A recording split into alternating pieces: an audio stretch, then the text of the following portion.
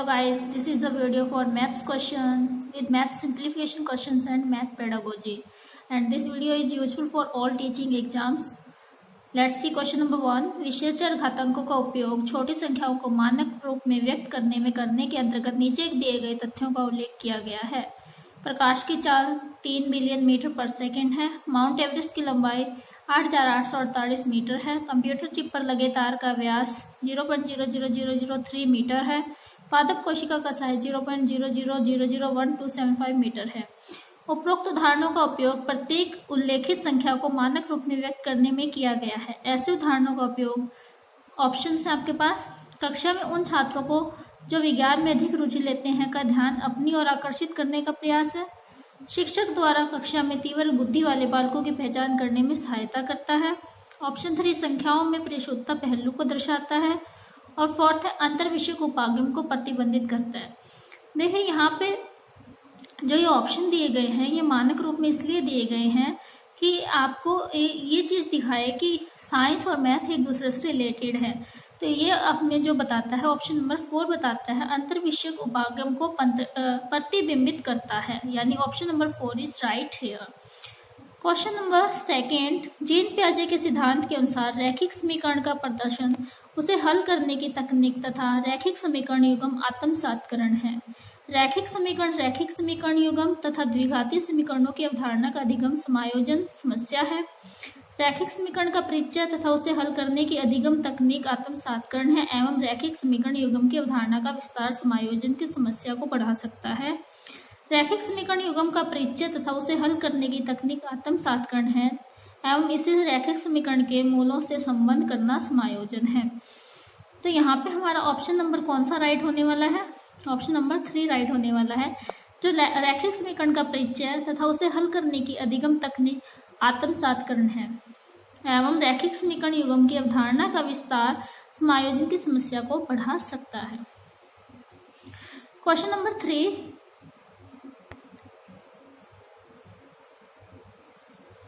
गणित प्रयोगशाला क्रियाकलापों का उपयोग किया जा सकता है। रचनात्मक तथा संकलित दोनों मूल्यांकनों के लिए, राष्ट्रीय गणित ओलंपियाड हेतु छात्रों के चयन के लिए, केवल रचनात्मक मूल्यांकन के लिए, केवल संकलित मूल्यांकन के लिए। तो इनमें से कौन सा ऑप्शन आपको सही लग रहा है पहले गैस कर लीजिए और फिर हम देखते हैं आंसर क्या है इसका। तो यहाँ पे हमारा जो गणित प्रयोगशाला क्रियाकलापों का उपयोग किया जाता है वो किया जाता है केवल रचनात्मक मूल्यांकन के लिए। गणित प्रयोगशाला क्रियाकलापों का उपयोग करके शिक्षार्थियों को जटिल प्रत्ययों, सिद्धांतों एवं अमूर्त संबंधों का प्रत्यक्ष ज्ञान दिया जाता है तथा साथ ही उनका रचनात्मक मूल्यांकन किया जा सकता है। क्वेश्चन नंबर 4, राष्ट्रीय पाठ्यचर्या की रूपरेखा 2005 के अनुसार ऑप्शन पहला, गणित शिक्षण का उच्च उद्देश्य बच्चों में ऐसे कौशलों का विकसित करना है जिससे कि वे गणितीय ढंग से सोच सके, तर्क कर सके, अमूर्त को समझ सके तथा संकीर्ण उद्देश्य संख्या संबंधी कौशलों का विकास करने से है। ऑप्शन नंबर 2, गणित शिक्षण का उच्च उद्देश्य बच्चों में तार्किक और मूर्त समझ का विकसित करना। देखिए मूर्त समझ तो होती नहीं है, मैथ में अमूर्त समझ, तर्क कर सोच और गणितीय ढंग से सोच। संकीर्ण उद्देश्य जो है वो क्या है?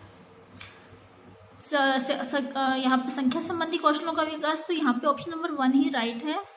आगे के ऑप्शन देख लेते हैं। स्कूलों में गणित शिक्षण का संकीर्ण उद्देश्य अंक प्रणाली पढ़ाना और उच्च उद्देश्य बीजगणित पढ़ाना है।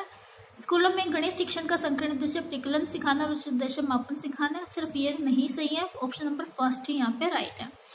तो राष्ट्रीय पाठ्यचर्या की रूपरेखा 2005 के अनुसार गणित शिक्षण का उच्च उद्देश्य क्या है? बच्चों में ऐसे कौशलों का विकास करना जिसमें वे गणितीय ढंग से सोच सकें, तर्क कर सके और मान्यताओं को तार्किक रूप से निकाल सके और अमूर्त समझ जो है उनकी विकसित हो सके तथा संकीर्ण उद्देश्य जो छोटे तौर पे उद्देश्य है उनमें क्या है? संख्या संबंधी कौशलों का विकास करने से है।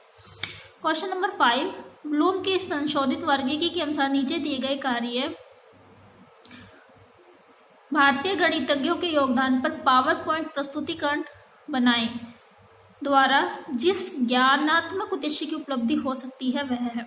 देखिए यहाँ पे ब्लूम की संशोधित वर्गीकी के अनुसार हमें एक टास्क दिया क्या? भारतीय गणितज्ञों की योगदान पर पावर पॉइंट प्रस्तुतिकरण बनाए कि भारतीय जो जितने भी भारतीय गणितज्ञ थे उनके गणित में क्या योगदान है, इस पर पीपीटी बनानी है। तो इसके द्वारा क्या उपलब्धि हो सकती है बच्चों की? विश्लेषण करना, सृजन करना उनमें, या याद करवाना या समझाना, क्या चीज विकसित करना चाहते हैं इसमें। तो यहाँ पर बच्चों में ज्ञान सृजन करना, यहाँ पे जो उद्देश्य है उपलब्धि का वो क्या है, ज्ञानात्मक उद्देश्य सृजन करवाना है। भारतीय गणितज्ञों के योगदान पर पावर पॉइंट प्रस्तुतिकरण बनाना एक सृजनात्मक कार्य है, अतः इसे ब्लूम के संशोधित वर्गीकी में सृजन करना उद्देश्य में शामिल किया जाना चाहिए। क्वेश्चन नंबर 6, दो शिक्षकों द्वारा रैखिक समीकरण जैसे 2x - 6 = 10 को हल करने में उपयोग किए जाने वाले उपागमों को पढ़िए। शिक्षक ए ने इस तरीके से समीकरण को हल किया और शिक्षक बी ने इस तरीके से। शिक्षक ए ने क्या किया, 6 को दूसरे पक्ष में ले जाइए, 6 का चिन्ह परिवर्तित करके 10 जोड़िए, आपको प्राप्त होगा 2x = 16। समीकरण ये हमारा है। इसमें कहा 6 को दूसरे पक्ष में ले जाइए, ठीक है, दूसरे पक्ष में ले जाकर उसमें 10 में जोड़ दीजिए, 2x = 16 हो जाएगा। फिर 2 को दूसरे पक्ष में ले जाइए, भाग दीजिए, x की वैल्यू आपको 8 मिल जाएगी। और एक टीचर ने कैसे बताया, समीकरण में समानता सदैव बनी रहती है, अतः दोनों पक्षों में समान संख्याओं के साथ समान प्रचलन समानता बनाए रखने के लिए किए जा सकते हैं। इसलिए टीचर ने क्या किया, इधर भी +6 ऐड कर दिया, इधर भी +6 ऐड कर दिया और उसको इस तरीके से दिया 2x = 16, क्योंकि दोनों तरफ प्लस ऐड करेंगे तो कोई फर्क नहीं पड़ेगा। और फिर दोनों तरफ 2 का भाग दे दिया उसने, 2x/2 और 16/2, तो x = 8 आ गया। यह प्रेक्षित किया जा सकता है कि शिक्षक ए प्रत्यात्मक ज्ञान पर केंद्रित होता है, जबकि बी शिक्षक कार्यविधि ज्ञान पर। शिक्षक ए तथा शिक्षक बी यंत्रीय समझ पर केंद्रित होते हैं। शिक्षक ए यंत्रीय समझ पर बल देता है, जबकि शिक्षक बी संबंधी समझ पर। शिक्षक ए संबंधी समझ पर बल देता है, जबकि शिक्षक बी यंत्रीय समझ पर। तो यहाँ पे क्या चीज आपकी सही है कि दोनों शिक्षकों को देख के हमें लगता है कि शिक्षक ए द्वारा किया गया कार्य या उपागम यांत्रिक समझ पर बल दे रहा है, जबकि शिक्षक बी द्वारा किया गया कार्य उपागम संबंधी समझ पर बल दे रहा है। तो यहाँ पे ए का जो समझ था वो यंत्रीय समझ था और बी का उपागम संबंधी समझ था, इसलिए ऑप्शन नंबर 3 यहाँ पे राइट है। क्वेश्चन नंबर 7, कक्षा 6 के विद्यार्थियों को किसी मकान का निम्नलिखित नक्शा दिया गया। ये नक्शा दिया गया,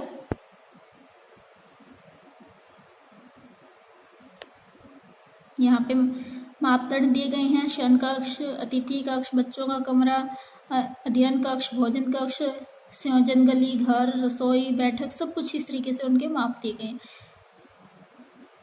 विद्यार्थियों से कहा गया कि वे ज्ञात करें प्रत्येक कमरे का परिमाप और उसका क्षेत्रफल, मकान का कुल परिमाप और उसका कुल क्षेत्रफल। उपयुक्त क्रियाकलाप को शिक्षक रचनात्मक मूल्यांकन के रूप में ले सकता है, क्योंकि विद्यार्थियों को यह कार्य रोचक लगेगा तथा वे एक दूसरे की शांति भंग नहीं करेंगे, पहला ऑप्शन। दूसरा ऑप्शन, यह कार्य गणित की परीक्षा के प्रति भय को दूर करेगा। तीसरा ऑप्शन, इस कार्य के द्वारा शिक्षक आसानी से किसी विद्यार्थी को 40 मिनट तक व्यस्त रख सकता है। या फिर फोर्थ ऑप्शन, विद्यार्थियों के उत्तर, परिमाप, क्षेत्रफल आदि की विमाओं, परिकल्पनाओं, सूत्रों के ज्ञान से संबंधित समझ का निदान करने में शिक्षक की सहायता करेंगे। तो देखिए एक एक ऑप्शन का एनालिसिस। तो यहाँ पे हमें देखा शांति भंग करने जैसे वर्ड, तो यहाँ पे ऐसा कुछ नहीं होना चाहिए कि टीचर बच्चों की शांति भंग करवाने के मतलब उनको कक्षा में शांति बनाए रखने के लिए ऐसा वैसा कार्य दे देगा जिससे बच्चे शोर शराबा ना करें, तो ये चीज गलत है।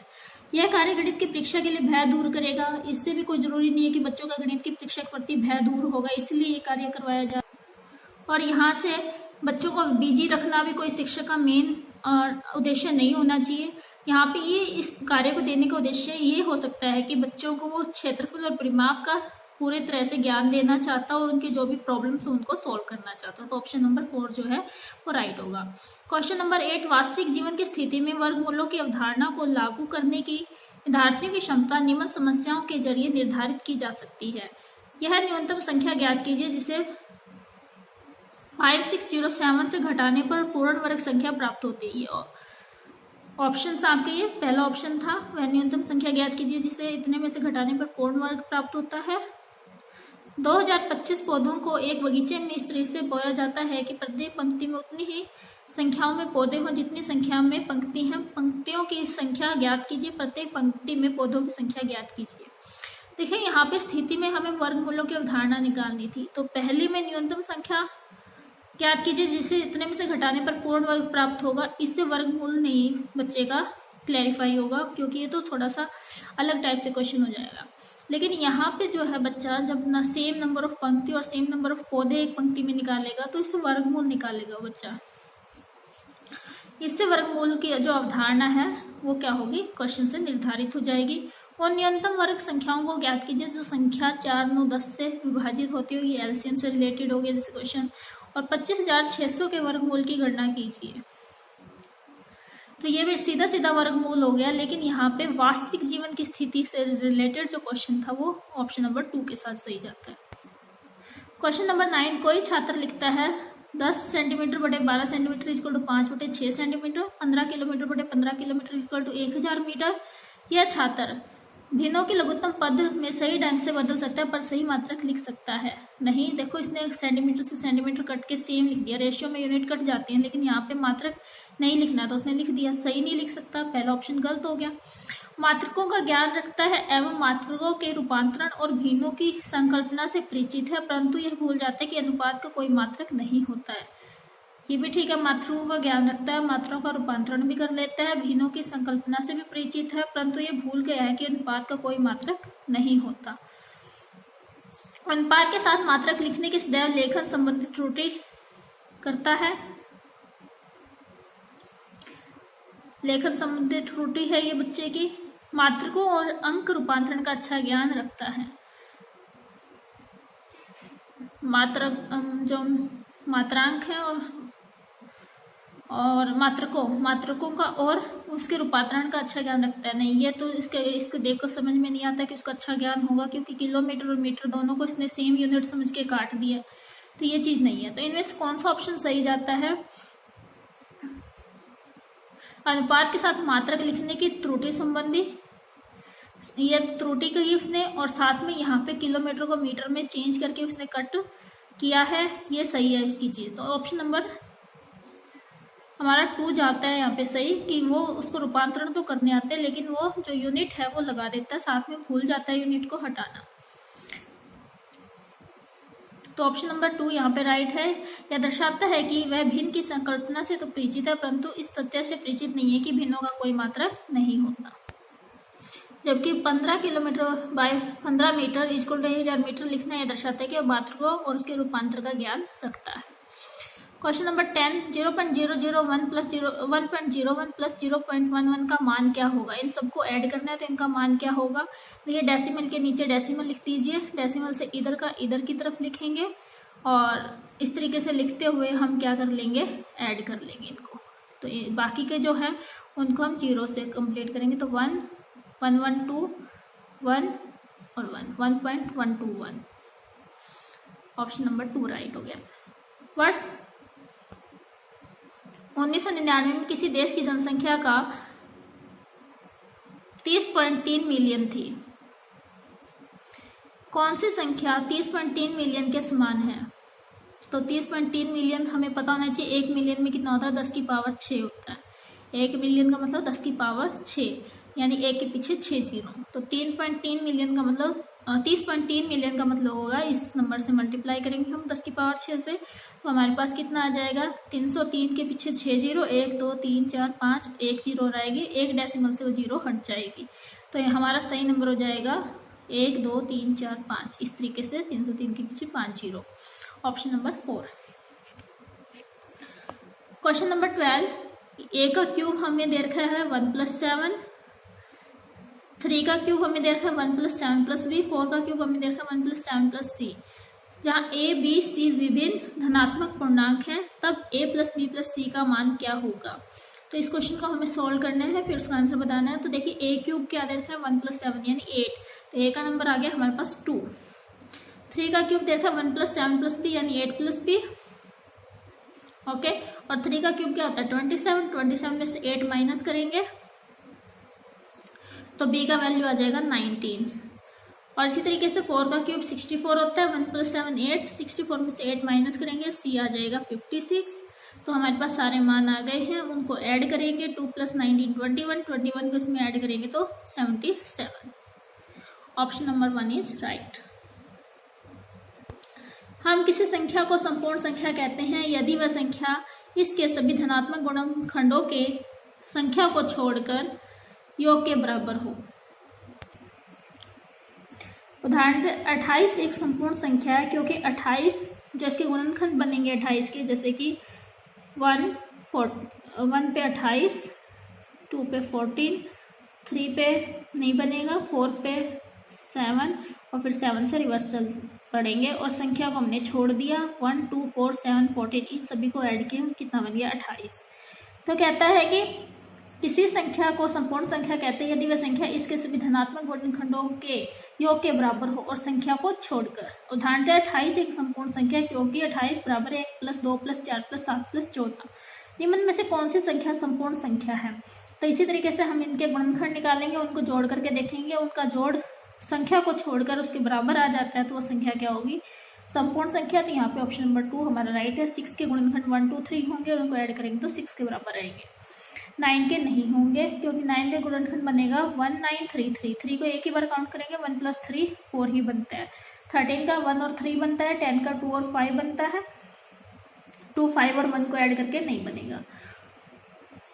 निम्न में से कौन सी संख्या एक पूर्ण वर्ग संख्या है? पूर्ण वर्ग संख्या हमें निकालनी है, तो जिसका पूरा वर्ग हमें पता चल जाए तो इन संख्याओं में से जो सेकंड वाली है वो एक संपूर्ण वर्ग संख्या है जो कि किसका वर्गमूल है 2, 3, 4, 2, 1 का। ये हमें निकाल के चेक करना पड़ेगा।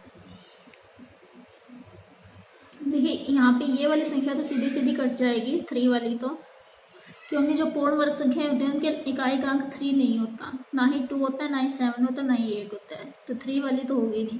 अब 1, 1 और 5 इनको हमें चेकआउट करना पड़ेगा कौन सी सही होगी कौन सी नहीं होगी, तो इनका स्केल आपको निकाल के चेक करना पड़ेगा।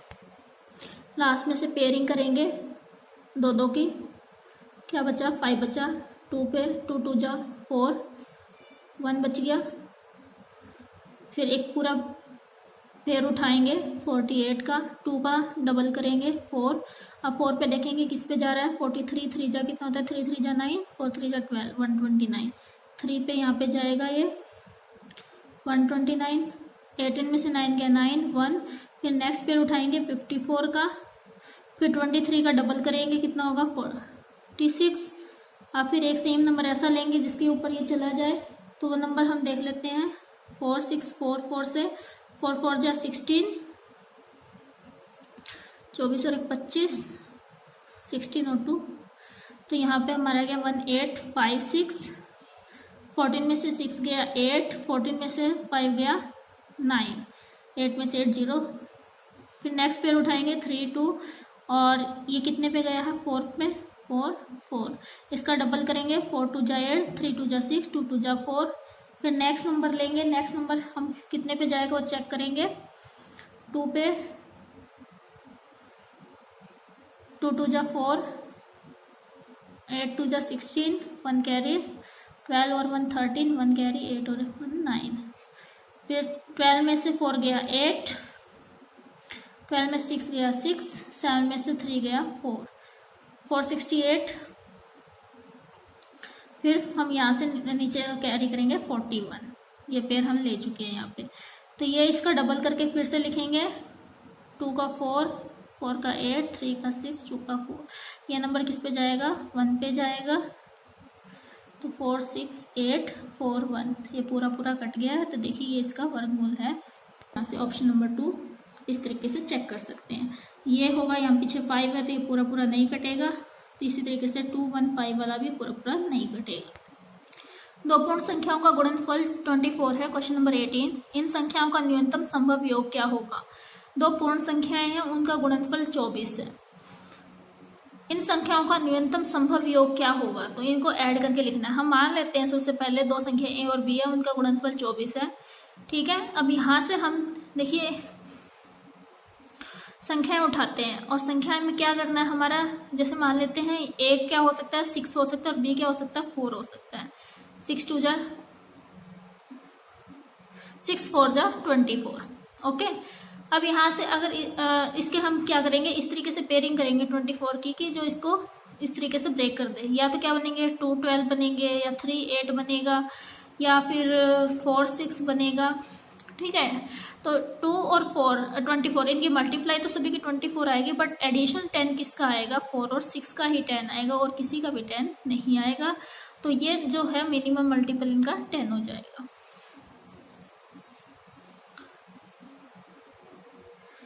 Next question number, this was 15, sorry, this is 16, question number 16। 3 का पावर 502 माइनस 3 का पावर 500 प्लस 16 अपॉन में 3 का पावर 500 प्लस 2 का मान क्या होगा। ये ऑप्शन है 8, 16, 2, 4। तो इसको सॉल्व करेंगे, किस तरीके से करेंगे, देखिए यहाँ पे 3 का पावर 502 है, तो इसको हम लिख सकते हैं 3 का पावर 500 है तो 3 का पावर 2 माइनस में 3 का पावर 500 प्लस में 16 गिवन है, तो एक पेयर ये बन गया और एक पेयर ये बन गया। इन दोनों में से हम 3 का पावर 500 कॉमन ले लेंगे, तो यहाँ बनेगा 9 माइनस 1 प्लस 16। 9 माइनस 1 क्या हो गया 8, तो 8 इंटू में 3 का पावर 500 प्लस 16 अपॉन में 3 का पावर 500 प्लस 2। अब इनमें से 8 कॉमन ले लिया, तो इस तरफ बचेगा 3 का पावर 500 प्लस में 16 में से 8 गया तो 2 और नीचे न्यूमरेटर डिनोमिनेटर आपस में कट जाएंगे तो आंसर आएगा 8। नेक्स्ट है क्वेश्चन नंबर 17। यदि 800,880 को हम इस तरीके से लिख सकते हैं, तो यहाँ एक्स वाई जेड पूर्ण संख्याएं हैं, तब एक्स वाई जेड का मान क्या होगा। तो यहाँ पे इनको प्लेस वैल्यू के साथ इनका लिखा हुआ है 8 और 8 के आगे 1 2 3 4 5 5 है तो 10 की पावर 5 हो जाएगा। फिर 0 0 छोड़ दिया, 8 के आगे 2 है तो 10 की पावर 2, फिर इस 8 के आगे 1 है तो 8 इंटू 10 की पावर 1, तो यहाँ एक्स वाई जेड का वैल्यू 5 2 1 हो जाएगा और उनको ऐड करेंगे तो 8 आ जाएगा। ऑप्शन नंबर 4 राइट हो जाएगा। Question number 18। एक्स की पावर 4 प्लस एक्स का स्क्वायर प्लस 1 का एक गुणनखंड है, तो इसका गुणनखंड हमें बताना है क्या है इनमें से। तो यहाँ पे हम पुट करके देखेंगे, ट्रायल मेथड से वैल्यू को एक्स की पावर पहले 1 पुट करके देख लेंगे, जैसे -1 पुट करके देख लेंगे, या तो उससे हम डायरेक्ट पता कर लेंगे। लेकिन यहाँ पे इस तरीके से हम नहीं पता कर सकते क्योंकि यहाँ पे एक्स स्क्वायर की टर्म में हमें गिवन है। तो हम क्या करते हैं, सबसे पहले इनको इस तरीके से लिख लेते हैं कि जो हमारा एक्स के power 4 plus x square plus 1 है, इसमें हम एक्स स्क्वायर ऐड और माइनस कर देते हैं, ये वाला फैक्टर। सेम प्लस और माइनस करने से पॉलिनोमियल पे कोई इफेक्ट नहीं पड़ेगा, बट एक्स स्क्वायर मिलकर क्या बनेंगे 2x² बनाएंगे और ये बाहर रह जाएगा। अब ये हमें पता है ये किस तरीके का है, x² प्लस 1 का होल स्क्वायर का पॉलिनोमियल बन जाएगा, a² plus 2ab plus b²। Okay, और ये -x²। फिर इस पे नेक्स्ट हमारी जो आइडेंटिटी लग जाएगी a² माइनस b² वाली लग जाएगी, जो क्या होता है a plus b into a minus b वाले। तो यहाँ से a तो x² प्लस 1 हो गया माइनस b और इसी तरीके से a प्लस b। तो यहाँ पे ये दो फैक्टर आ गए जो हमें गिवन है, उसके अकॉर्डिंग हम चूज कर लेंगे ऑप्शन नंबर 1। मानचित्र का एक स्केल 1:10,000 दिया है। मानचित्र पर एक जंगल को 10 सेंटीमीटर गुना 100 सेंटीमीटर की माप के एक आयताकार क्षेत्र के रूप में दिखाया गया है। इस जंगल का वास्तविक क्षेत्रफल किलोमीटर स्क्वायर में क्या होगा। देखिए मानचित्र का जो स्केल है वो हमारा क्या है, 1:10,000 का है, 1:10,000 का। यानी अगर 1 सेंटीमीटर है तो उसको हमें कितना मानना है, 10,000 सेंटीमीटर मानना है। और जो माप हमें दिया है वो 10 सेंटीमीटर और 100 सेंटीमीटर का दिया है। तो 10 सेंटीमीटर को पहले हम टोटल सेंटीमीटर्स में कन्वर्ट करेंगे तो 10,000 से मल्टीप्लाई करेंगे, ये बन जाएगा 1 लाख। और 100 को हम 10,000 से मल्टीप्लाई करेंगे तो ये बन जाएगा 10 लाख। अब ये हमारा जो क्षेत्रफल है सेंटीमीटर स्क्वायर में, इसको हमने किलोमीटर स्क्वायर में बदलना है। तो हमें पता होना चाहिए 1 सेंटीमीटर में कितना किलोमीटर होता है। उसको निकालने के लिए सबसे पहले देखते 1 किलोमीटर में 1000 मीटर और 1000 मीटर है और 1 मीटर में 100 सेंटीमीटर। तो इनका मल्टीप्लाई करेंगे तो हमारे पास आ जाएगा कितना, 1 लाख सेंटीमीटर। अब इसको हम दोनों, क्योंकि हमें बैक जाना है सेंटीमीटर से किलोमीटर में जाना है, तो इससे हम क्या करेंगे, डिवाइड करेंगे तो 1 लाख से और 1 लाख से 2 बार हम नीचे मल्टीप्लाई देंगे तो इससे ये वाला कट जाएगा और इससे ये वाला कटकर 1 0 वाला बचेगा, तो 10 किलोमीटर स्क्वायर। Question number 20। एक भिन्न 5/8 के तुल्य है, इसके अंश और हर का योग 91 है। इस भिन्न के हर और अंश में क्या अंतर है। भिन्न आपकी 5/8 है। इसकी अंश और हर का योग 91 है।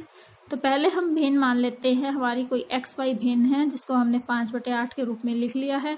यहाँ से क्रॉस मल्टीप्लाई करेंगे तो 8x = 5y आ जाएगा। फिर यहाँ से हम क्या कर रहे हैं, हमें ये भी गिवन है अंश और हर, यानी x + y जो है वो कितना है 91 है। एक स्टेटमेंट हमारी ये होगी। इसी सेकेंड वाली स्टेटमेंट को हम लेफ्ट राइट में 8 का मल्टीप्लाई देंगे तो 8x + 8y बराबर है 728। इसको हम इक्वेशन नंबर 3 मान लेते हैं। अब 1 और 3 का हम कंपैरिजन करेंगे तो 1 वाले में 5y प्लस 5y किसके इक्वल है, 8x के इक्वल है। तो हम थर्ड वाले में ये पुट कर देंगे। तो 8x की जगह हमने क्या पुट कर दिया, 5y plus 8y = 728 from equation 1 and 3। या आप यूँ लिख सकते हैं पुट इक्वेशन 1 इन 3। तो इक्वेशन 1 को 3 में जब हमने पुट किया तो हमारे पास 13y = 728 और y = 56 आ गया। तो y 56 आ गया हमारे पास। 56 का वैल्यू पुट करेंगे और 8 से डिवाइड लगाएंगे तो हमारे पास x का वैल्यू आ जाएगा 35। 56 और 35 का डिफरेंस निकालेंगे तो डेट विल बी 21। इसी क्वेश्चन को शॉर्ट ट्रैक से करेंगे तो हम दोनों का जो हमें रेशियो दिया है उसको ऐड करेंगे, डेट विल बी 13। और जो टोटल हमें दिया है 91, तो 13 किसके इक्वल है, 91 के इक्वल है। यानी कितना मल्टीपल है इसका, 7। तो यहाँ पे जो आपका जो भिन्न होगा वो 7 का कोई मल्टीपल होगा। तो 7 का मल्टीपल कौन है आपका यहाँ पे, 21। तो यहाँ पे आपका आंसर 21 हो जाएगा।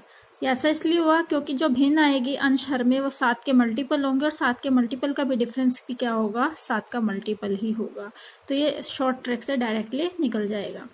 नेक्स्ट चलते हैं क्वेश्चन नंबर 21 की तरफ। संख्या n को दोगुना करके उसमें y को जोड़ा जाता है।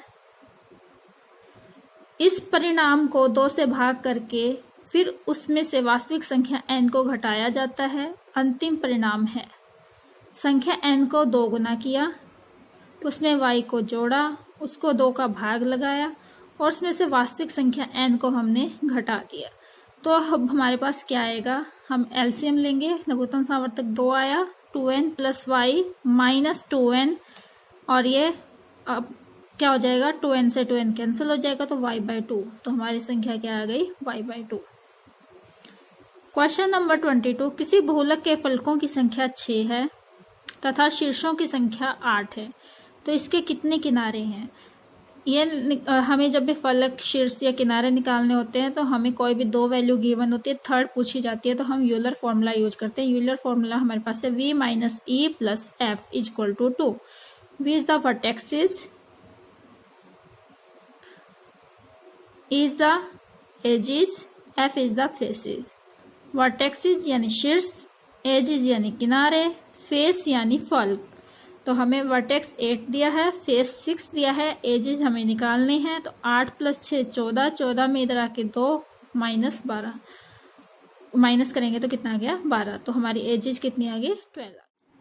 Question number 23। यदि 1957 में से A9 घटाया जाए और हमें 18B8 मिले तब अंकों A और B का योग क्या होगा। तो देखिए 1957 में से हमें A9 घटाना है तो हमें क्या मिलेगा, 18B8 मिलेगा। किस तरीके से निकलेगा ये, देखिए 17 में से 9 गए 8 और यहाँ 5 में से A घटाएंगे तो हमें क्या मिलेगा, B। अब यहाँ 8 बच रहा तो मतलब कैरी किया था कुछ ना कुछ, 14 बना होगा यहाँ पे।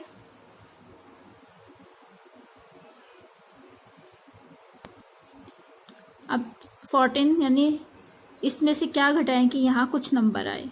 अब यानी वो जो नंबर होंगे 14 का टोटल होंगे। 14 में से कुछ घटाएंगे, यहाँ कुछ बचेगा और उन दोनों नंबर को ऐड करेंगे तो क्या बनेगा, यहाँ पे 14 ही बनेगा। तो 9 और 5 का टोटल क्या बन रहा है, 14। तो इसने डायरेक्ट योग पूछा हमसे, नंबर नहीं पूछे, तो ये नंबर तो जस्ट मैंने समझाने के लिए पुट किए हैं। डायरेक्ट हम बता सकते हैं यहाँ पे क्या आएगा, 14 आएगा। क्वेश्चन नंबर 24, 42 घनों को जिनमें प्रत्येक की भुजा 1 सेंटीमीटर है एक साथ चिपकाकर एक ठोस घनाभ बनाया जाता है। यदि इस घनाभ के आधार का परिमाप 18 सेंटीमीटर है तो उसकी ऊंचाई सेंटीमीटर में क्या होगी। देखिए यहाँ पे जब घनों को तोड़कर बड़ा बनाना या बड़े को तोड़कर छोटे बनाना, इस तरीके की हम बात करते हैं तो हम वॉल्यूम की बात करते हैं, आयतन की बात करते हैं। तो यहाँ पे सबसे पहले हमें दे रखा है कि छोटा जो हमारा घन है उसका जो माप है 1 सेंटीमीटर का, तो उसका वॉल्यूम यानी आयतन क्या हो जाएगा, a क्यूब यानी 1 सेंटीमीटर क्यूब। अब टोटल ऐसे कितने घन है 42, तो हमारे पास टोटल वॉल्यूम कितना हो जाएगा 42 into 1 centimetre cube, that is 42 centimetre cube. अब हमारे पास जो परिमाप है वो गिवन है कितना 18 सेंटीमीटर। तो परिमाप क्या होता है घन का, 2 इंटू एल प्लस बी। और ये परिमाप किसका, आधार का, पूरे घन का नहीं है, आधार का है। आधार का है यानी 2 into l plus b equal to 18 और l plus b equal to 9। 18 को 2 से भाग देंगे तो 9। अब ये 9 किस तरीके से पॉसिबल है, ये हमें खुद करना पड़ेगा हमारा काम, क्योंकि हमें एल बी निकालना है। अब एल बी निकालने के लिए हमें इस तरीके से इसको ब्रेक करना है कि हमारा 9 बन जाए, और साथ में हमें क्या चाहिए, उनकी multiply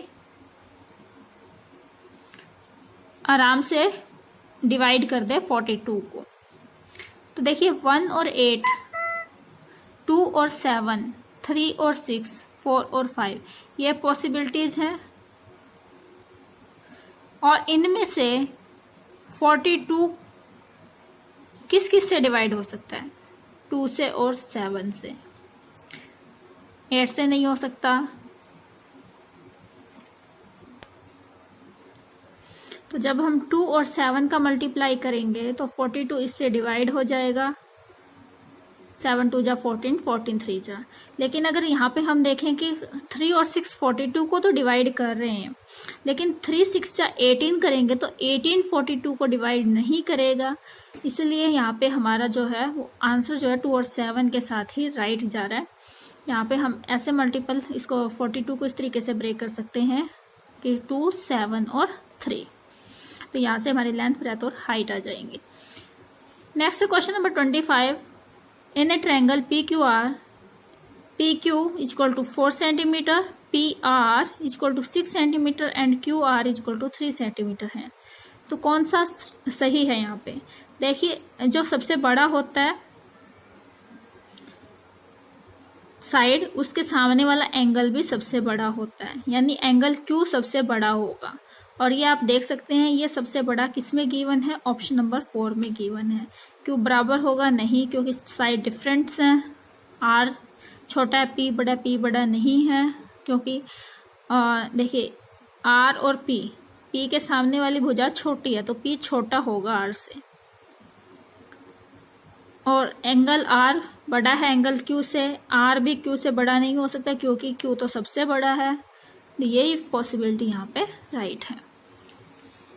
question number 26, triangle ABC and triangle LMN में AB equal to LM, AB equal to LM, AC equal to LN और angle B equal to angle M है। तब क्या होगा, देखिए AB LM और AC LN, angle B equal to angle M। एक base या परपेंडिकुलर हमें गिवन है, एक हाइपोटेन्यूस गिवन है और एक राइट एंगल गिवन है। तो RHS रूल लगाने से ये ट्रायंगल क्या हो जाएंगे, सर्वांग सम हो जाएंगे। और कब होंगे, जब ये आपका एंगल B जो होगा 90 डिग्री होगा।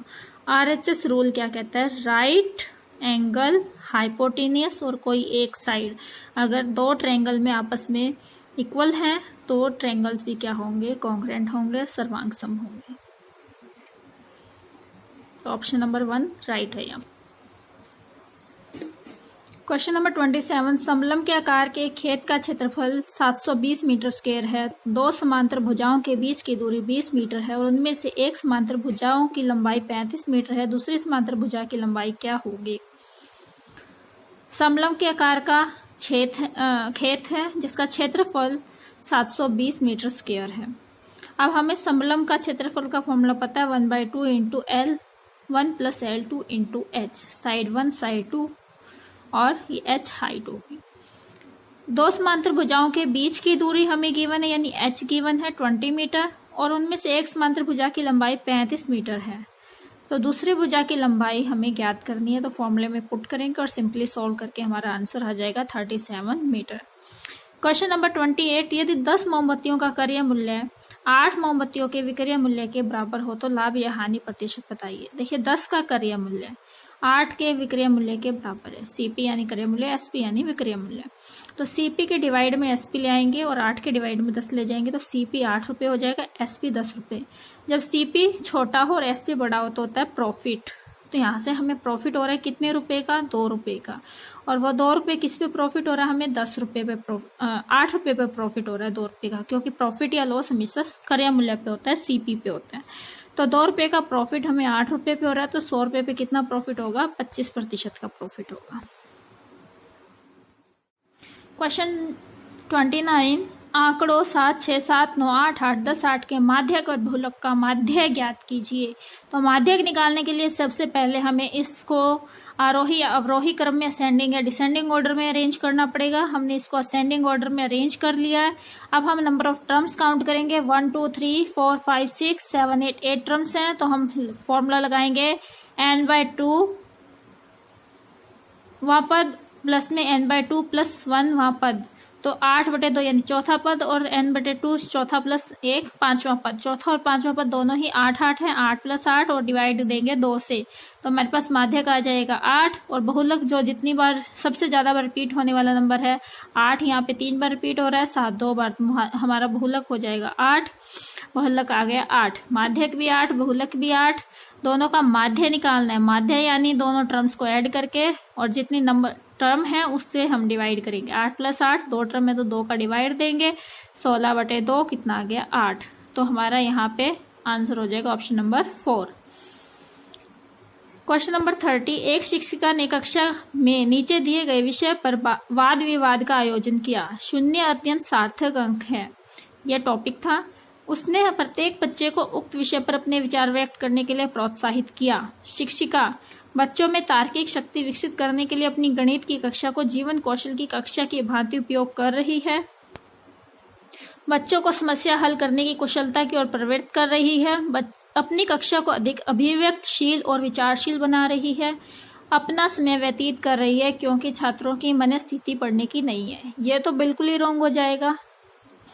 और अगर ऐसा टॉपिक उसने दिया है तो उसे समस्या हल करने की कुशलता तो वो प्रवृत्त कर नहीं रही है, और इससे बच्चों में कोई तार्किक शक्ति का भी विकास नहीं हो रहा है।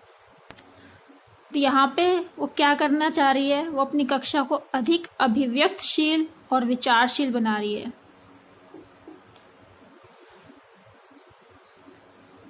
क्योंकि जो आपका टॉपिक है उसकी प्रकृति चिंतनात्मक है, चिंतनात्मक।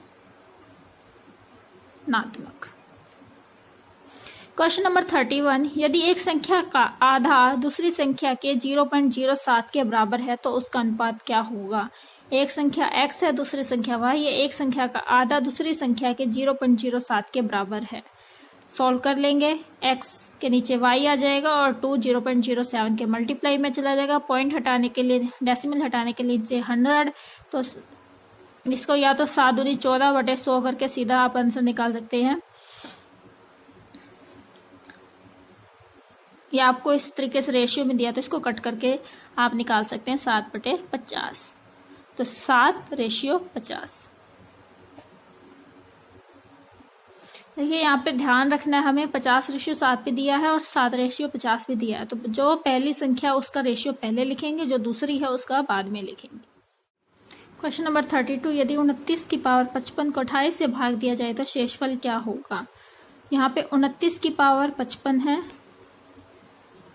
उसको 28 से भाग देना है, तो जो हर होता है उसमें एक कम कर देते हैं 27, 27 को पावर का भाग देंगे, 27 को 55 का भाग देंगे, 2 पे जाएगा, 27 दूनी 54, 1 बचेगा, जो शेषफल बचेगा वही अंश की पावर बन जाएगा, 29 की पावर 1/28। अब ये जो बच गया है इसको फिर से भाग देंगे और जो रिमाइंडर आएगा, शेषफल आएगा, वही हमारा आंसर होगा। तो 29 को 28 का भाग देंगे, 1 आएगा, तो 1 हमारा शेषफल हो जाएगा। क्वेश्चन नंबर 33, एक बैग में 4 काली गेंदे, 6 नीली गेंदे, 3 सफेद गेंदे, 5 लाल गेंदे हैं। इनमें से एक गेंद को निकाला जाता है, गेंद के काले या सफेद होने की प्रायिकता क्या होगी? तो टोटल कितनी गेंदे हुई? 4 और 6 10, और 10 और 3 13 और 5 18, 18 गेंदे होंगी काली या सफेद होने की। तो काली कितनी है? 4 है, और सफेद कितनी है? 3 है। 4 और 3 7। तो हमारी टोटल आउटकम 18, और हमें बॉल कितनी निकालनी है? एक ही निकालनी है, या तो काले निकालनी है या सफेद निकालनी है। तो हमारी टोटल आउटकम जो यहाँ पे 18 है उसको हम 18C1 बनाएंगे, और जो हमारे पास 7 आई है टोटल 7, यानी 4 और 3, तो 4 में से भी हमें एक निकालनी है और 3 में से भी एक निकालनी है, तो 3C1 + 4C1। इसको हम सॉल्व करेंगे। सॉल्व करने के बाद हमारी प्रायिकता क्या आ जाएगी? 7/18। या यहाँ से सीधी सीधी भी जो आपकी टोटल आउटकम है वो 7 है, सॉरी टोटल आउटकम है 18 है, और फेवरेबल कितनी है? 7 है। तो 7/18 जो आपकी प्रोबेबिलिटी है वो हो जाएगी। क्वेश्चन नंबर 34, यदि a + b + c = 0 हो तो a की पावर 4, b की पावर 4 + c की पावर 4 और a² b² + b² c² + c² का मान क्या होगा? तो यहाँ पे हमें जस्ट करने के लिए क्या करना होता है कि हम अगर इसको फुली मेथड से सॉल्व करेंगे तो कभी नहीं कर पाते हैं, बहुत लेंथी हो जाता है। तो यहाँ से a + b + c = 0 बनाना है, तो हम वैसी वैल्यूज पुट करते हैं जिनका टोटल 0 हो जाए। एक नंबर को 0 मान लेते हैं, एक को +1 और एक को -1, किसी को मान लीजिए, योर चॉइस। फिर उन वैल्यूज को हम यहाँ पुट करते हैं और इसका मान सॉल्व कर लेते हैं। तो जैसे मैंने a को 0 माना तो 0 की पावर 4 0 हो जाएगा, b को 1 माना 1 की पावर 4, c को -1 माना -1 की पावर 4। अपॉन में जहाँ जहाँ a है उनका मल्टीपल 0 हो जाएगा, और ये 1 की पावर 2 है तो 1 का स्क्वायर, और -1 का स्क्वायर हो जाएगा, c का स्क्वायर दे रखा है जहाँ पे। तो 1 का स्क्वायर 1, -1 का स्क्वायर भी 1, 1 × 1 1, ऊपर क्या बचेगा? 1 + 1 2, तो इसका आंसर क्या हो जाएगा? 2। Option number B 2।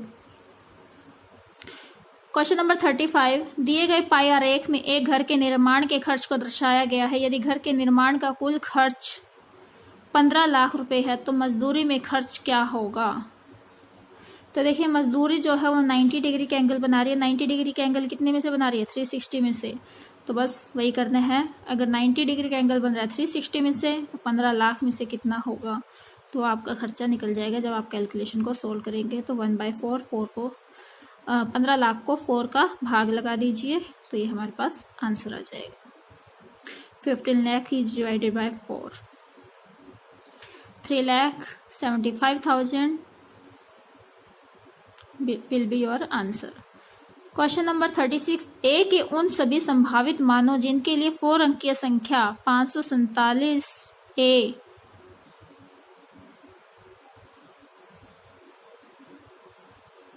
सॉरी 547 ए 3 से विभाज्य है का योग है। ए के उन सभी संभावित मानों जिनके लिए 4 अंकीय संख्या 547 ए 3 से विभाज्य है का योग क्या होगा? देखिए 547 ए 3 से विभाज्य कब होगी? जब इसके अंकों का योग 3 से विभाज्य होगा। 5 + 4 9, 9 और 7 16, 16 + ए 3 से विभाज्य कब हो सकता है?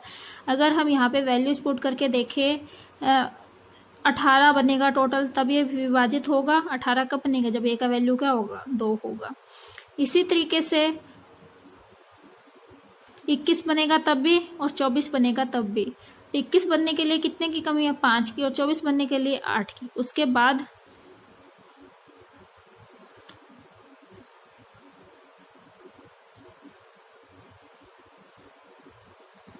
अगर यहाँ पे हम 8 पुट कर देते हैं तो 24 बनेगा और वो भी 3 से भाग हो जाएगा। उसके बाद हम क्या करेंगे, 2 + 5 + 8 इन सभी को ऐड करेंगे तो उनका योग हमारे पास कितना आ जाएगा, 15।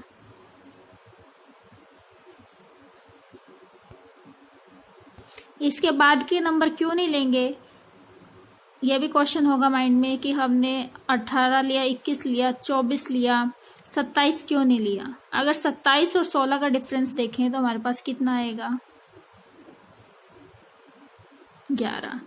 और यहाँ पे हमें सिर्फ 1 डिजिट पुट करना है, 2 डिजिट पुट नहीं करने। क्वेश्चन नंबर 37, x की पावर 4 - 2 56, x³ - 4x² + 3x - 12 और x² - 7x + 12 का एक सार्वगुणनखंड क्या होगा। तो इसको करने के लिए हमें करना पड़ेगा, सबसे पहले इनको सॉल्व और उससे हम इनके गुणनखंड निकालेंगे और चेक करेंगे कि कौन सा गुणनखंड सभी में पाया जाता है, तो वही सार्वगुणनखंड हो जाएगा। एक तरीका तो ये है, पहले मैंने इसको सॉल्व किया, जैसे इसको सॉल्व किया और देखा दोनों में x - 4 कॉमन है, क्योंकि x + 4 इसमें आ रहा है लेकिन इसमें सेकंड वाले पॉलिनोमियल में नहीं आएगा।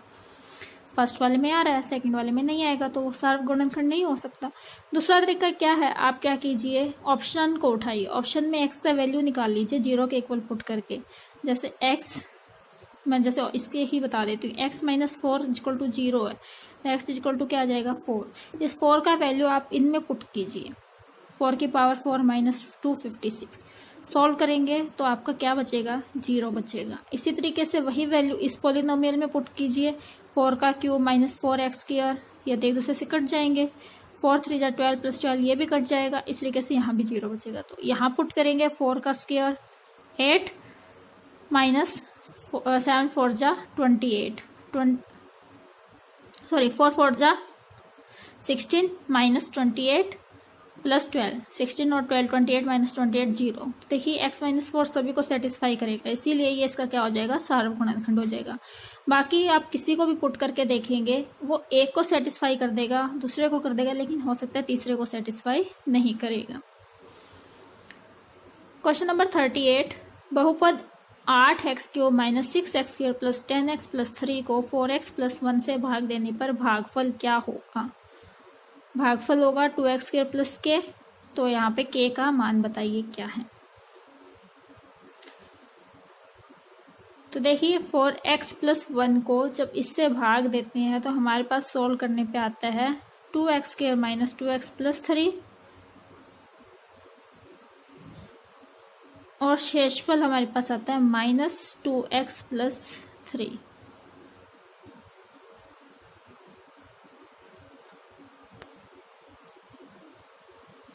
सॉरी, भागफल क्या आता है, 2x² - 2x + 3। जब हमने इसको भाग लगाया तो ये लगा के देखना पड़ेगा हमें, और जब हमें जो गिवन भागफल है और जो हमारा भागफल आया है उन दोनों का हम कंपैरिजन करेंगे। तो यहाँ से k का वैल्यू क्या निकल के आ गया, -2x + 3।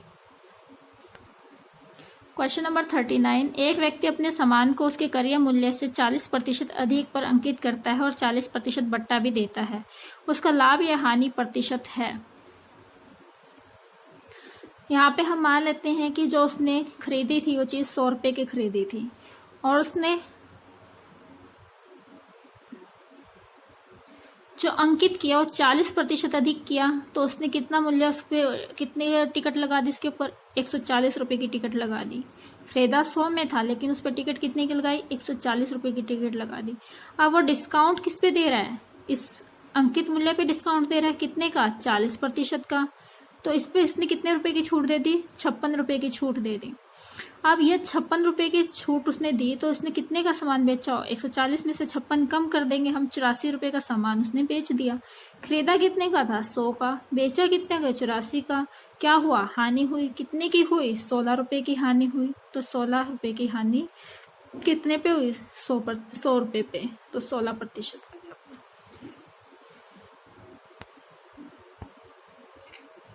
क्वेश्चन नंबर 40, 8% वार्षिक दर से जबकि ब्याज वार्षिक संयोजित होता है, रुपए 6250 की एक धनराशि का मिश्र धन 2 सही 3/4 वर्षों के पश्चात क्या हो जाएगा। इसके लिए ट्रिक ये है कि आपका जो प्रिंसिपल है उसका हम मल्टीप्लाई करेंगे 1+r/100 की पावर c से, इंटू में 1+r/100 की पावर यहाँ पे पूरे की पावर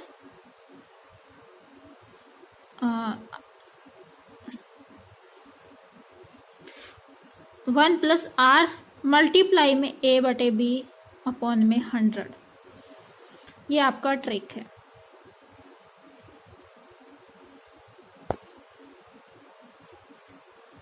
दोबारा देख लीजिए, a = p इंटू 1+r/100 की पावर c इंटू में 1+r मल्टीप्लाई बाय b/100। अब यहाँ पे c और a b क्या है, जो टाइम आपको गिवन है, जो आपका नेचुरल नंबर है जैसे 2 है, ये आपका क्या है, c है, और जो फ्रैक्शन में गिवन है वो आपका a/b है। तो इसी तरीके से बस हम इसको सॉल्व कर लेंगे। प्रिंसिपल हमें 6250 दे रखा है। 1+r/100 पर आपका कितना रेट है, 8% रेट है, तो 8/100 यानी 2/25, 25 एकम 25 प्लस 2 27/25, और कितना था, पावर 2 था, तो 2 बार लिखेंगे 27/25, मल्टीप्लाई में 1+r इंटू a/b/100 है, तो r इंटू a/b यानी 3/4, यहाँ से 3/4, 8 का मल्टीप्लाई देंगे, रेट जो है 4 दूनी 8, 2 तिया 6, 6/100, 6/100 यानी 3/50, 50 एकम 50 प्लस 3 53/50। सॉल्व करेंगे, आंसर निकाल लेंगे, डेट विल बी 7727.4 रुपये। क्वेश्चन नंबर 41, एक चतुर्भुज के कोण 2:3:5:8 के अनुपात में है। इसके सबसे बड़े कोण के समपूरक और सबसे छोटे कोण के पूरक का योग क्या होगा। सबसे छोटा ये वाला है, सबसे बड़ा ये वाला है, ठीक है। तो ये वाला कोण हम निकालेंगे, तो पहले इन सब का टोटल कर लेते हैं। 8 5 13, 13 और 3 16 और 2 18, 2 कितने में से, 18 में से, और जो पूरा टोटल होता है कोणों का योग 360 का होता है, तो 2/18 गुणा में 360,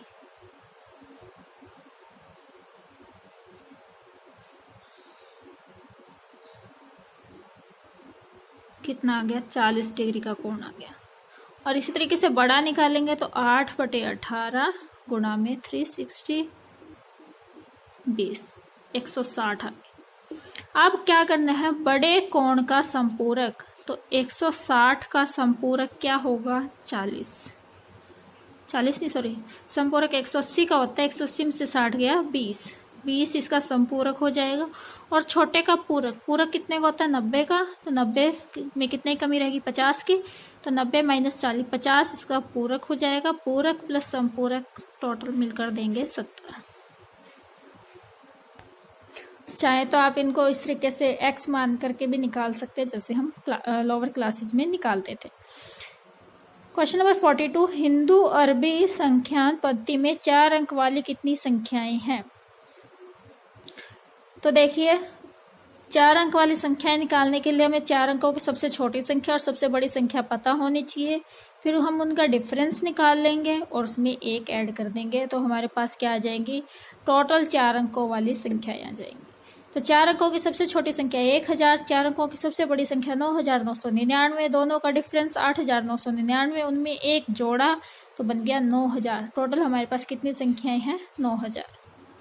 क्वेश्चन नंबर 43, ये हम इस तरीके से अंकों में लिखा गया है, इसको शब्दों में हमें बताने क्या होगा, इसको क्या पढ़ा जाएगा।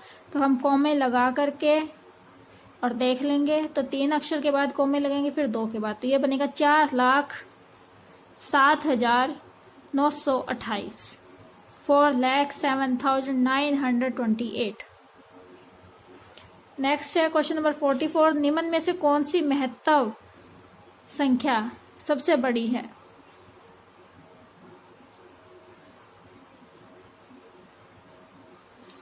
महत्तम यानी सबसे बड़ी संख्या हमें यहाँ बतानी है, तो इनको सॉल्व करना पड़ेगा हमें। पहले तो 2 + 2 4, 4 का स्क्वायर 16, 16 का स्क्वायर 256। यहाँ पे देखें तो 2 + 2 + 2 6, 6 का स्क्वायर 36, 4 का स्क्वायर 16, 2 × 2 4, 4 2 जा 8, 8 का स्क्वायर 64। तो सबसे बड़ी कौन सी है हमारी? ये वाली, फर्स्ट वाली। क्वेश्चन नंबर 45, 19,000 + 19 सैकड़े प्लस 19 इकाई बराबर होगी। 19,000 का मतलब 19 के पीछे 3 जीरो, 19 सैकड़े, सैकड़े मतलब 100 की बात कर रहे हैं हम, 19 के पीछे 2 जीरो, और 19 इकाई, इकाई मतलब 1 की बात करें, 19 × 1, 19 × 1, 19 गुणा में 1 19। तो इन सब को ऐड कर लेंगे तो हमारी संख्या आ जाएगी। ऐड करते टाइम आप इकाई के अंक से शुरू कीजिए। इकाई के अंक के नीचे इकाई का अंक आना चाहिए, दहाई के अंक के नीचे दहाई का, सैकड़े के नीचे सैकड़े का, और हजार के नीचे हजार का। जहां कमी रहती है उनको चाहे तो आप 0 0 लगा के पूरा कर लीजिए और फिर ऐड कर लीजिए। क्वेश्चन नंबर 46, 6 3 6 0 6 में 6 का स्थानीय मानों का योगफल क्या होगा? तो 6 के स्थानीय मान बताने हमने। स्थानीय मान निकालने के लिए क्या करते हैं, जहां जहां 6 है वहां चलते हैं। पहले 6 के पीछे कोई अक्षर है नहीं है तो सिर्फ 6 आ जाएगा। ये दूसरा 6 आ गया हमारे पास, इसके पीछे कितने 1 2 2 0 लगा देंगे। फिर इस 6 पे आए कितने 1 2 3 4 4 0 लगाएंगे। सभी को ऐड कर लेंगे, इकाई के अंक से ऐड करते हुए 6, इसमें अब दहाई का नहीं बचा तो 0, ये सैकड़े का 6, ये और ये, इस तरीके से ऐड करेंगे। क्वेश्चन नंबर 47, 5 6 7 1 और उसके अंकों को पढ़ने पर प्राप्त संख्या का अंतर क्या होगा? 5 6 7 अंक पलटती है 1 7 6 5। अंक पलटने पे संख्या हम यहाँ से राइट से शुरू करेंगे 1 7 6 5, दोनों का डिफरेंस कर लेंगे 3906। क्वेश्चन नंबर 48, 4 9 5 3 2 का सन्निकट हजारवां मान होगा। तो इसका सबसे निकट का हजारवां मान हमें बताना है।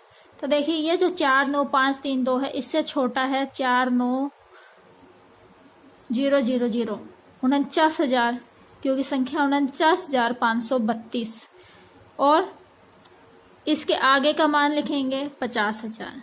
49,532 के नीचे का मान 49,000, उससे ऊपर का मान 50,000। अब देखिए किसके ज्यादा नजदीक है, इससे इसका डिफरेंस देखेंगे तो ज्यादा आएगा, इससे इसका डिफरेंस देखेंगे तो कम आएगा। तो ये डिफरेंस जिसमें कम होगा वही उसके ज्यादा निकट होगा।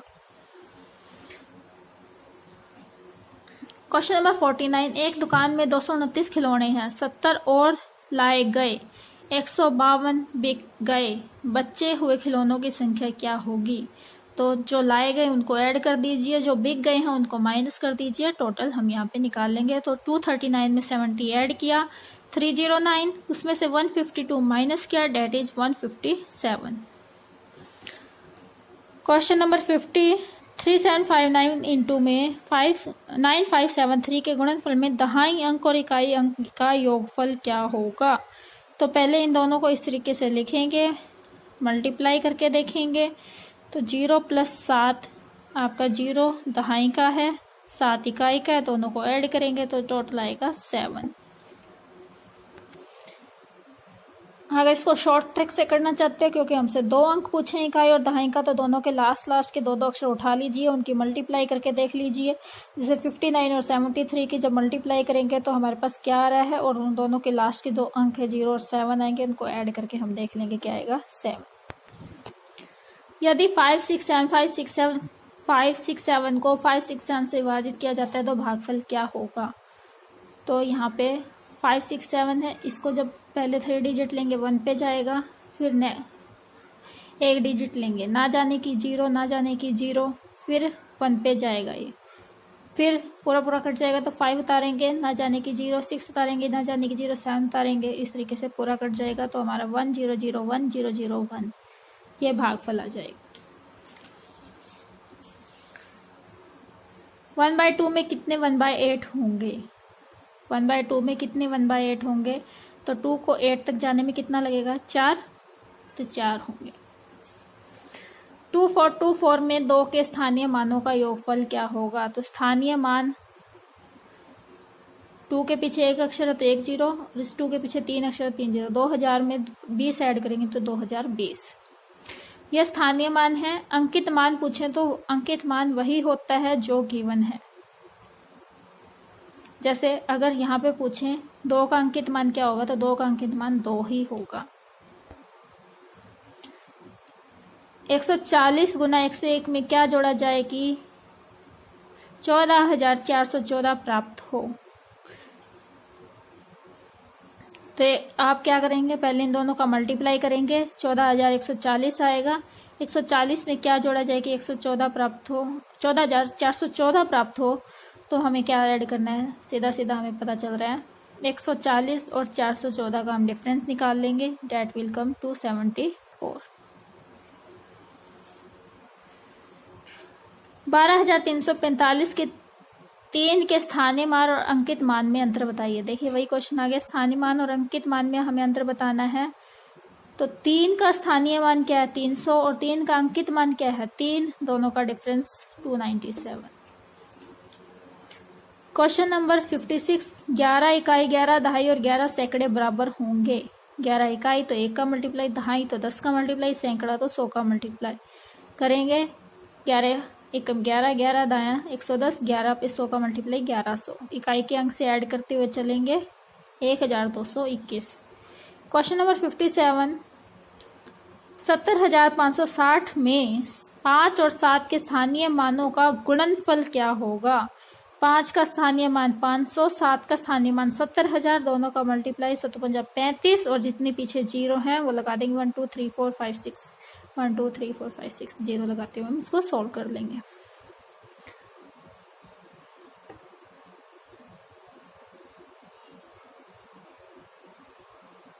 सातवें हमसे पूछा गया है 5 और 6 के स्थानीय मानों का गुणनफल भी क्या होगा। तो 5 का स्थानीय मान 500, 6 का स्थानीय मान 60, 500 और 60 की गुणा करेंगे तो 30,000। Question number 58, 3x plus 1/3x equal to 6, x square plus 1/81 x square क्या होगा। तो यहाँ पे स्क्वायर पूछा हमसे, तो स्क्वायर के लिए हम सीधा सीधा क्या करेंगे, इसके दोनों तरफ स्क्वायर कर देंगे। 3x प्लस 1/3x का होल स्क्वायर इक्वल टू 6 का whole square. A square a plus b का होल स्क्वायर वाला फॉर्मूला लगाएंगे। a का स्क्वायर 3x का स्क्वायर यानी 9x स्क्वायर, b का square 1/9x square plus 2 into a into b, 2 गुना 3x गुना 1/3x, 3x से 3x कट जाएगा 2 आएगा और 6 का स्क्वायर 36, 36 में 2 गया 34, 9x square plus 1/9x square equal to 34। आप क्या करेंगे, नीचे से 9 का भाग दे देंगे, इधर से 9 का भाग, इधर से 9 का मल्टीप्लाई हो जाएगा, इधर से 9 का भाग, तो x square plus 1/81 x square equal to 34/9। तो इसका मान क्या आ जाएगा 34/9, 34/9। अगर क्यूब के लिए ट्रिक होती है तो क्यूब के लिए हम क्या करते हैं, सीधा सा कर देते एक्स की क्यूब माइनस 3k, और स्क्वायर वाली है तो इसके लिए सीधी सी ट्रिक क्या है k स्क्वायर माइनस 2। लेकिन ये कंडीशन कब है, जब यहाँ पे x सिंगल हो। इसको हमें क्या करना पड़ता, पहले हमें करना पड़ता x प्लस 1/x। अगर 6 हमें दिया होता तो हम सीधा सीधा डायरेक्टली अप्लाई कर देते फिर तो, लेकिन यहाँ पे इंटू में 3 था तो हमें इस 3 को भी साथ लेकर चलना पड़ेगा।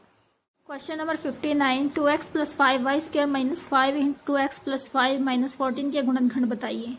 तो ये है, अगर आप इसको सॉल्व करके करने की सोच रहे हैं तो ये काफ़ी लेंथी होने वाला है और काफ़ी कॉम्प्लिकेटेड हो जाएगा, इसलिए हम इसको सॉल्व करेंगे डायरेक्टली। हमें यहाँ पे 2x प्लस 5y कॉमन दिख रहे हैं तो हम इसको z मान लेते हैं, तो ये हो जाएगा z का स्क्वायर माइनस 5z माइनस 14। अब इस इक्वेशन को हम बड़े आराम से सॉल्व कर सकते हैं। फोटेंगे हम फैक्टर्स बनाएंगे 7 और 2, तो 7 वाला बड़ा रखेंगे जो है वो माइनस का और 2 वाला प्लस का। तो Z square minus 7z plus 2z minus 14, तो z कॉमन आएगा, z माइनस 7 यहाँ से 2 कॉमन आएगा तो z प्लस 2 यहाँ पे फैक्टर बन जाएंगे, z माइनस 7 z प्लस 2 आपके इस तरीके से। यहाँ पे z कॉमन आया तो z माइनस 7 प्लस 2 कॉमन आया तो z माइनस 7 कॉमन वाला z-7 और यहाँ से z+2, ये आपके फैक्टर बन गए। अब z को हमने 2x + 5 मानना था, तो z की जगह 2x + 5y पुट कर देंगे, तो 2x + 5y - 7, 2x + 5y + 2, ये आपके दो फैक्टर हो जाएंगे। लेकिन अगर आप इसको सिंप्लीफाई करके सोल्व करने की सोच रहे हैं तो it will be A headache. Question number 63, question number 60, ABC + BCA + CAB = 3x × A + B + C × K। ABC = 3 digit number, find K।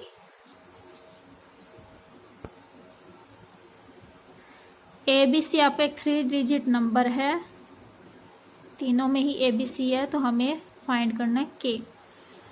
तो देखिए यहाँ पे इस क्वेश्चन को करने का तरीका क्या है, क्योंकि ये हमें डिजिट्स नंबर दिए हैं, तो हम जो हमारा यूनिट प्लेस पे इकाई पे है उसको तो 1 से मल्टीप्लाई करेंगे, जो दहाई वाले पे है उसको 10 से, और जो सैकड़े वाले पे 100 वाले पे है उसको 100 से। तो CAB, और इधर से B का 10 से, C का 10 से, A का 10 से मल्टीप्लाई, और इधर से A का 100 से, B का 100 से और C का 100 से। तो यहाँ पे 100 में इनको ऐड करेंगे 100। तो यहाँ से जब हम देख रहे हैं 100A, 10A और A, क्या मिलेगा 111A। इसी तरीके से B और इसी तरीके से C। 111 कॉमन आ गया तो A + B + C बच गया, और ये किसके इक्वल हमें दे रखा है 3K A + BC, इससे ये कट गया तो 3K किसके इक्वल आ गया 111। K का वैल्यू आ गया 111/3 यानी 37। क्वेश्चन नंबर 61, ये हमें स्क्वायर बेस पिरामिड गिवन है। स्क्वायर बेस पिरामिड जिसके फेस 5 होते हैं, साइड 8 होती हैं, साइड एजिज, फेस चेहरे फलक, और वर्टेक्सिस शीर्ष 5। फाइंड 3F - 12V + E, ये हमें बताना है। तो इसमें हमें फेस पता है कितने हैं 5, वर्टेक्सिस कितने हैं 5, और एजिज कितने हैं, किनारे कितने हैं 8, पुट करके वैल्यू सॉल्व कर लेंगे। यह क्वेश्चन हम तभी कर पाएंगे जब हमें पता है स्क्वायर बेस पिरामिड क्या होते हैं, उसमें कितने फेस, कितने साइड्स और कितने वर्टेक्सिस होते हैं।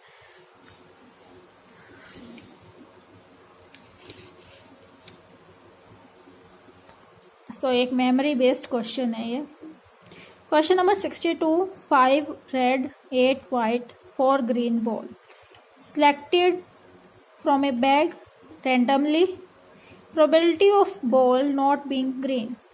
तो गेंद के हरे ना होने की प्रायिकता क्या होगी, प्रोबेबिलिटी क्या होगी हरे ना होने की। तो हरे होने की निकाल लेते हैं। 5, 8, 13 और 4 17, 17 तो हमारी टोटल बॉल होगी, और ग्रीन नहीं है वो कितनी है 8, 5, 13, 13 बॉल। या फिर कहीं ग्रीन कितनी है 4, ग्रीन होने की प्रायिकता कितनी आएगी 4/17, और ना होने की आप 1 में से माइनस करके भी निकाल सकते हैं। 17 - 4/17 कितनी आएगी 13/17। या फिर आप सीधा सीधा निकाल लीजिए, नॉन ग्रीन 13 है तो टोटल कितनी है 17, तो 13/17। Question number 63, 90, 92, 74, 100, 110, 125 find mean, mode, median and range. Mean कैसे निकालेंगे, टोटल करेंगे और जितनी नंबर्स हैं उनको उस संख्या से हम डिवाइड कर देंगे। तो टोटल इनका आया 591, 1, 2, 3, 4, 5, 6 नंबर है, 6 से डिवाइड लगाया तो मीन आ गया 98.5। मोड कैसे निकालेंगे, मोड मीन का मतलब माध्य है, मोड का मतलब बहुलक, जो सबसे ज्यादा बार रिपीट हुआ है। कौन रिपीट हो रहा है सबसे ज्यादा बार, 90, 92, 74, 100, 110 कोई भी नहीं है, तो इसका मोड कुछ भी नहीं होगा। मैक्सिमम रिपीटेड वैल्यू नहीं है इसके अंदर। मीडियन निकालेंगे, मीडियन कैसे निकालेंगे, मीडियन के लिए यानी माध्यक, माध्यक के लिए हमें पहले इनको अरेंज करना पड़ेगा असेंडिंग या डिसेंडिंग ऑर्डर में। तो इसके लिए 74, 90, 92, 100, 110, 125। कितनी संख्या? 6, तो बीच की 2 हमारी आएंगी n/2, 6/2 यानी थर्ड वाली, और थर्ड प्लस 1 यानी फोर्थ वाली, दोनों को ऐड करके 2 का डिवाइड लगाएंगे तो कितना आ गया? 192/2, 96। ये हमारा माध्य का आ गया। रेंज निकालनी है। रेंज का मतलब होता है maximum value minus minimum value. Maximum value कितनी है? 125। मिनिमम वैल्यू कितनी है? 74। दोनों का डिफरेंस कितना आ जाएगा? 74। 51 का। कितने का डिफरेंस आया? 51 का। तो इसकी रेंज कितनी आ गई? 51।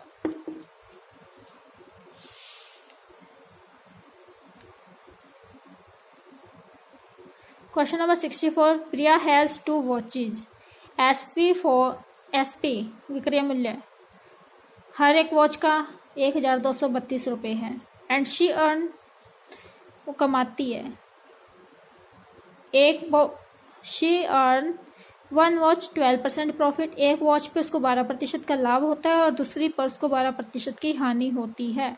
टोटल प्रॉफिट या लॉस क्या होगा? इस क्वेश्चन को अगर आप सिंपली सॉल्व करेंगे तो आपका 2 से 3 मिनट टाइम लगेगा, लेकिन इस ट्रिक से कुछ सेकंड्स में क्वेश्चन हो जाता है। देखिए ट्रिक क्या है? a+b+ab/100। ए आपका क्या है? प्रॉफिट और लॉस। ए और बी क्या आपका? प्रॉफिट और लॉस। ए आपका प्रॉफिट भी हो सकता है, लॉस भी हो सकता है। बी आपका प्रॉफिट भी हो सकता है, लॉस भी हो सकता है। अगर प्रॉफिट हो रहा है तो आप प्लस का साइन लगाइए, और लॉस हो रहा है तो माइनस का साइन लगाइए। अब ए में आपको प्रॉफिट हो रहा है 12% का, तो +12। बी में आपको लॉस हो रहा है तो -12। प्लस माइनस माइनस हो जाएंगे, इसलिए मैंने यहाँ डायरेक्ट माइनस लगा दिया है। ये प्लस है, इसके साथ -12 आएगा तो -12। प्लस में ए बी यानी +12 × -12/100। ये दोनों तो कट गए। इन दोनों में -144/100 आएगा। माइनस का साइन इंडिकेट करेगा लॉस को, और 100 से इसका डिवाइड देंगे तो 1.44%, यानी इसको टोटल प्रॉफिट या लॉस जो पूछेगा 1.44% का लॉस होगा। ऐसे क्वेश्चन एग्जाम में अक्सर पूछे जाते हैं। Question number 65। हमें एक स्क्वायर गिवन है, लेंथ ब्रेथ जिसकी इक्वल होती हैं। अब कह रहा है लेंथ में इंक्रीज हो रहा है 25% का, तो बताइए एरिया में कितने का इंक्रीज होगा?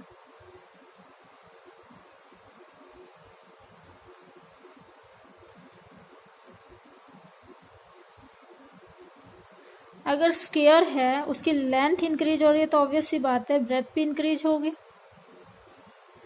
लेंथ में 25% का इंक्रीमेंट हो रहा है और ब्रेथ में भी 25% का इंक्रीमेंट होगा, तभी तो स्क्वायर रहेगा। एरिया क्या होता है? L²। तो इसके लिए फॉर्मूला भी वही है, a+b+ab/100। लेंथ में कितने का इंक्रीज? 25 का। ब्रेथ में भी कितने का? 25 का।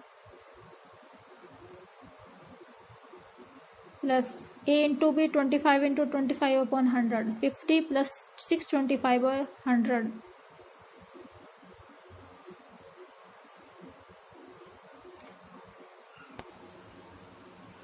इसको सॉल्व करेंगे तो 6.25 50 में ऐड करेंगे 56.25 एरिया के अंदर उसका इंक्रीमेंट हो जाएगा।